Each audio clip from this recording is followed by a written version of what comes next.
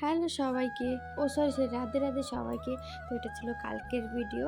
তো আজকে পোস্ট করতেছি কারণ হচ্ছে আমার কাছে টাইম থাকে না বেশিক্ষণ, তার জন্য আমি আজকে সকাল পোস্ট করতেছি। তো দেখো আমি হচ্ছে কালকে পূজা দিয়েছিলাম, তো সেটারই ছোট্ট একটা মিনি ব্লগ। তো তোমরা দেখতে থাকো, স্কিপ করবে না লাস্ট পর্যন্ত। আর কালকে ছিল শ্রাবণের দ্বিতীয় সোমবার। তো আমি তো কোথাও যাই না মন্দির, বাড়িতেই দিই, কারণ আমার ছোট্ট একটা শিবলিঙ্গ আছে। তো সেটা তো আমি আগে পোস্ট করে দিয়েছি ভিডিওটা, তো তোমরা দেখছো রিলসে।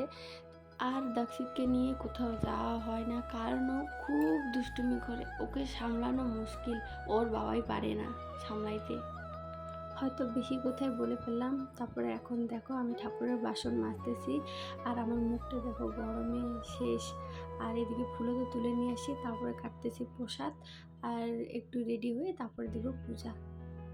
প্রসাদে বেশি কিছু ছিল না, কারণ হচ্ছে আমি অনেক কিছু আনতে বলছি, যে ওর বাবা একটু এনে দিছে, সেটা দিয়ে পূজা দিচ্ছি। কারণ ভগবান তো একটা বেলপাতা দিয়ে প্রসন্ন হয় না। ঠাকুর তো বলে নাই যে আমাকে এটা দে ওইটা দে, মাঝে মাঝে তো আমি বাতাসা দিয়ে দিই। তারপরে হচ্ছে আজকে এটুকু প্রসাদ। আর প্রসাদে ছিল পেয়ারা, আম আর আনারস। আর এদিকে আমার সব কিছু রেডি, এই যে তুলসী পাতা, বেলপাতা, ফুল নিয়ে আসি, প্রসাদ। আর এখন আমি পূজা দেব। সব কিছু রেডি হয়ে গেছে, তারপরে আমি রেডি হই। আর এত গরমের মধ্যে শাড়ি পরতে ইচ্ছে করতেছিল না, তাই একটা নতুন জামা পরে পুজো দিলাম।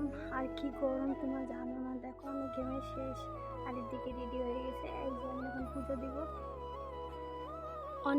অনেকই মতো নিয়ম আছে, তো আমার যেটুকু আমি জানি সেইটুকু দিয়েই পুজো দেই।